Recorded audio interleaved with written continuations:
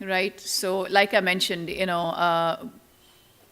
I didn't put the other B12s because I was going to explain those. So methyl B12, there is adeno B12 and there is hydroxy B12 because not everybody can handle methyl B12.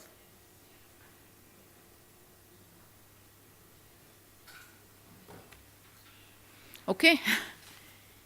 It's very important. I see many children that go to practitioners that are trained on the internet for methylation that don't have, a lot of clinical experience.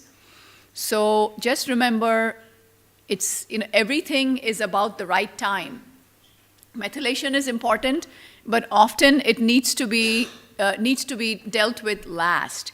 Because see, if your body has been functioning at 40% detox capacity for 18 years of your life, you cannot just go in with all guns blaring and say, okay, we are going to go to 100% today. That can't happen. There's going to be too much detoxification happening. And then all your Lyme disease and your autism and pandas will all come back. So you cannot put your body in a crisis situation. I heard about this really fantastic, doctor who's trained in neurosurgery.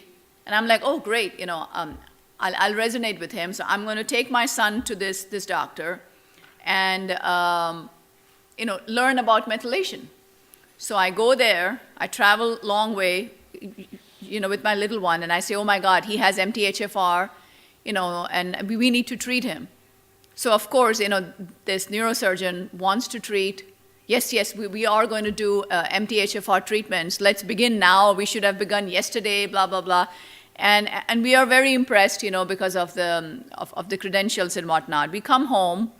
I start giving my son the active B12, the MTHF, and his motor tics increase. The head is shaking, body is shaking, face is weird, grimacing. You're like, okay, body's adjusting. Give it a day or two. Then next day, within 2 days, I'm looking around. Where's Brian? Well, where did he? I always have to keep an eye on him because he was still recovering, right? This is back when he was only 8 years old. So we were like 1 year into this journey of recovering from autism. So long story short again would be that I found my son upstairs in his bedroom wanting to open the window and jump. That's not my kid. He's very happy. He's very mature for his age. So I asked him, Brian, well, what are you doing over here? So he says, Mom, I'm glad you came because I was contemplating jumping. So I'm like, why? He says, Mom, it's been 2 days and my brain is shivering. And I know we went to see this great doctor. We spent a lot of money. We traveled, and you learned. And I did not want you to feel bad. So I've been trying to control it. And I don't know. I was in tears. I was mad and I was sad. So it was yeah. So then I thought I would get the answer. So I called the doctor's office, and the secretary, of course, doesn't care. I said, this is Dr. Dashore. I need to speak to Dr. What's his name.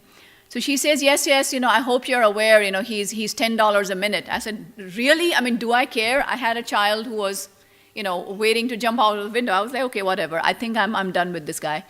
So then I investigated. Of course, I stopped everything, and then that's how I got into methylation. I wanted to learn more, and I heard more and more stories like that of, over ramp up, over enthusiastic treatment of, these are your genetic pathways. You can't mess with your genes just like that. It's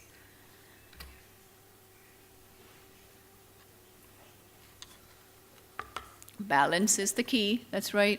So most of my patients are doing hormone replacement. Most of them are doing nutritional correction of neurotransmitters. We put them on specific diets. Or we put them on specific supplements. I don't put anybody on neurotransmitters. It's all only raw material that the body will utilize to make whatever it wants. How many of us sleep like that anymore?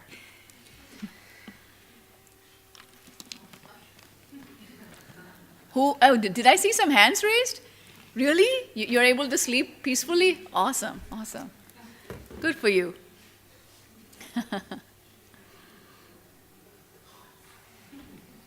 That gentleman with the beard, yourself, you sleep well, right? Yeah, you look very easygoing. I don't think a whole lot stresses you, right? He's sleeping now. He's sleeping now? Thanks for the compliment. Long meditation. Yeah, that really helps, yes, meditation. No. Meditation, not for sleep time. Sleep time and meditation is other time. Yes, very true.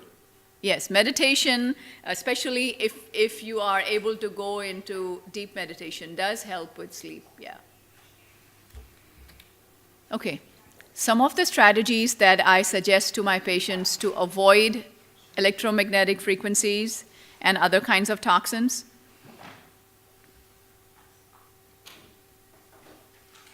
Cordless phones, turn off the breakers to that room. It's just, depends on how severe you are. If you're having a lot of neurological symptoms, patients come to me with they have symptoms of insects crawling all over their body because of Lyme disease and co-infections. That's when we know that there is a lot of electrosmog and toxins in the bedrooms usually. So then we just go all out.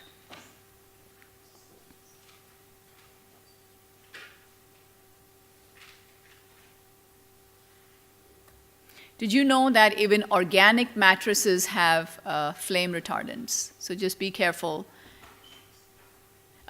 In the United States, organic mattresses or any other mattress can be ordered without flame retardants, but I have to prescribe. It's really weird, right? If you want toxins, if you want to kill yourself, you don't need a prescription.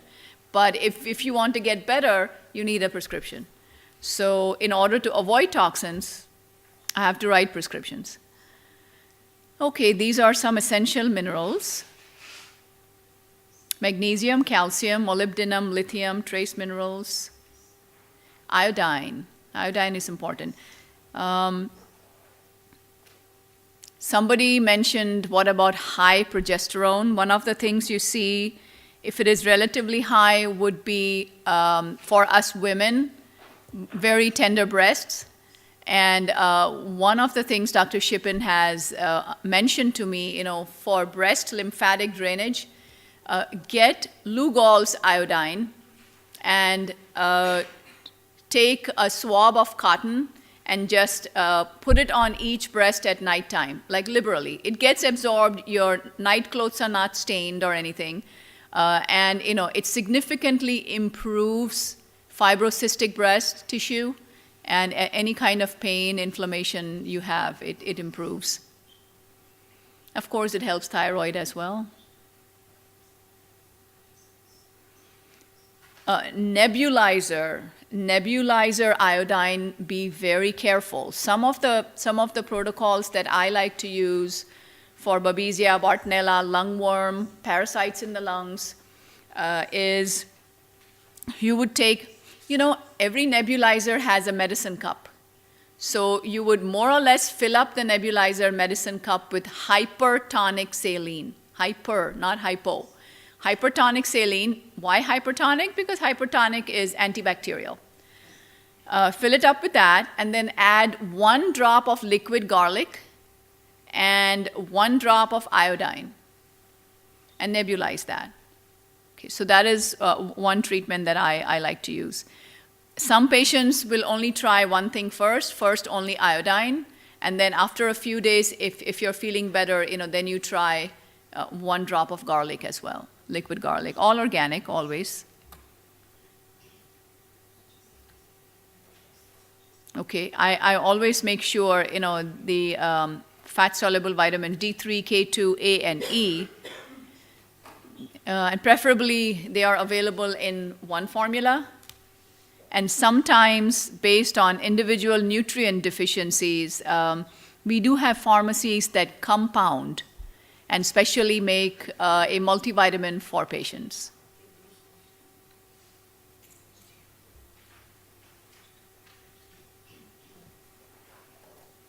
Nagalase, we talked about earlier. Make sure that you are monitoring your patient's vitamin D, especially if the labs for viruses come back positive.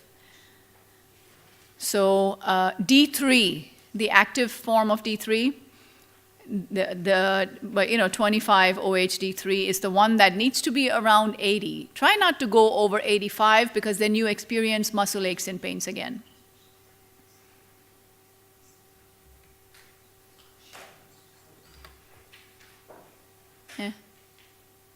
Somebody wanted?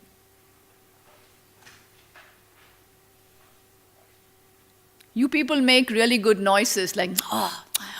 So I know that somebody missed something. That's okay, good. Okay, vitamin K2 always goes with D3. Vitamin A, K2, and D3 should usually be in the same capsule. That is really best absorbed.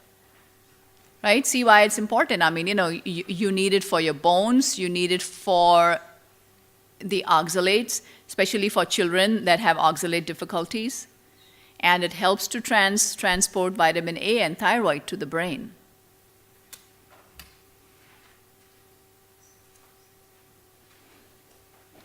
This is the viral protocol that I learned from Dr. Klinghardt. It works really well if there are no liver problems, okay? And make sure that you're using an easily assimilated source, fish or liver. So 100,000 units, 4 times a day for 2 to 3 days. Every 6 to 8 weeks is a really good protocol for those chronic, very high IgG viruses. Same. So for children, you would do it 3 times a day if you want to try, and for 2 days only. If the liver is good, and if you're using it from a good source, like I said, fish or liver source. Okay.